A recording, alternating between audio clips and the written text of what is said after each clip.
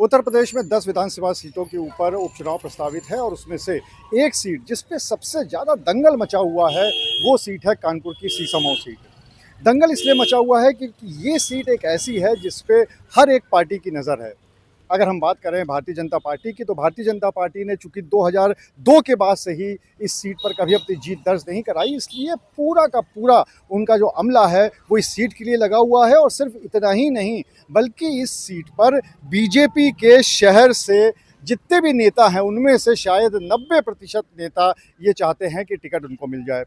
Samajwadi party में इसलिए दंगल मचा हुआ है कि समाजवादी पार्टी में इस सीट पर रहे विधायक इरफान सोलंकी ने कोर्ट में अपनी पेशी के दौरान एक बड़ा दावा कर दिया कि इस सीट पर चुनाव होगा ही नहीं। यानी कि कहीं ना कहीं उन्होंने ये बात कहने की कोशिश करी है कि उनको हाई कोर्ट से राहत मिल जाएगी। दूसरी तरफ बसपा भी इस सीट पर अपनी तैयारी कर रही है। अब अगर हम बात करें आज बीजेपी की, तो बीजेपी ने एक बड़ा कदम उठाया है इस सीट के लिए और प्रदेश के डिप्टी सीएम ब्रजेश पाठक के हाथ में इस सीट की कमान दे दी गई है। जो भी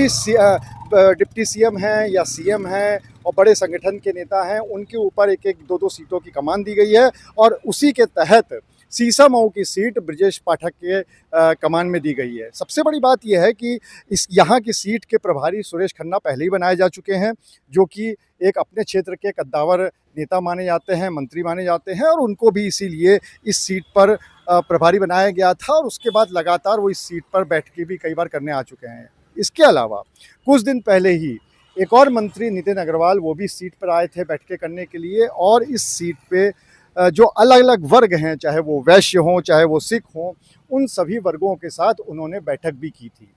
अब ऐसे में ब्रजेश पाठक के हाथ में कमान देने का साफ मतलब है कि बीजेपी इस सीट पर अब कोई भी कसर छोड़ना नहीं चाहती है।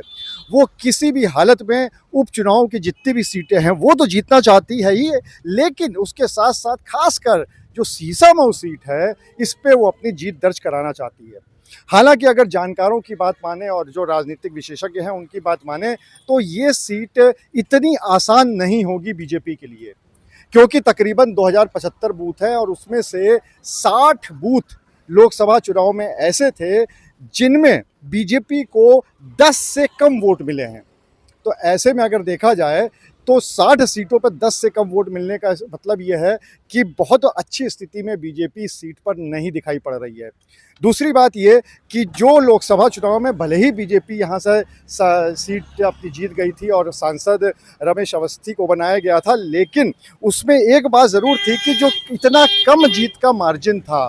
वो भी एक बड़ी चीज़ थी, और उसको कांग्रेस ने एक तरह से इस तरह से लिया कि वो हार के भी जीत गए हैं, क्योंकि लगातार उनकी तरफ से ये कहा जाता रहा कि उनकी जो प्रमुख 3 सीट है जिस पे उनके विधायक हैं, चाहे वो कैंट की हो, चाहे वो सीसामऊ की हो और चाहे वो आर नगर सीट हो, इन तीनों ही सीटों पर बीजेपी को हार का सामना करना पड़ा था। ऐसे में ब्रजेश पाठक को के हाथ में कमान देने का ये साफ तौर पे मतलब है कि बीजेपी कोई भी कसर नहीं छोड़ना चाहती है और इस सीट पर हर हालत में जो 22 साल का सूखा है उसको ख़त्म करना चाहती है। लेकिन अब फिलहाल देखने वाली बात ये होगी कि क्या इरफान सोलंकी को हाईकोर्ट से राहत मिलती है, क्या इस सीट पर चुनाव होते हैं, और अगर चुनाव होते हैं तो बीजेपी की तरफ से कौन प्रत्याशी आता है, और सबसे बड़ी बात आखिरकार इस सीट पर जीत किसकी होती है। अनुराग अग्रवाल, TV9 कानपुर।